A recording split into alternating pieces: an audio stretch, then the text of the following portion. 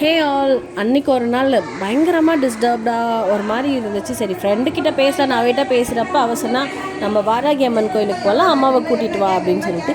அப்படி என்ன ஸ்பெஷல் இருக்குது? நான் பெருசாக நம்பலாம் மாட்டேன், கடவுள் நம்பிக்கைலாம் இல்லை. பட் சரி போகலான்னு போனப்போ அவ்வளோ ஒரு ப்ளசண்ட்டான ஃபீலிங். நான் இந்த மாதிரி கோயில் நான் பார்த்ததே இல்லை நிஜமாக. நம்ம லோக்கல், அதாவது குடியாத்தம் சுற்றுவட்டாரத்தில் எங்கேயுமே பார்க்கல. பள்ளிகொண்டால் இவ்வளோ அழகான ஒரு கோயிலாடா அந்த மாதிரி ஃபீல் ஆச்சு.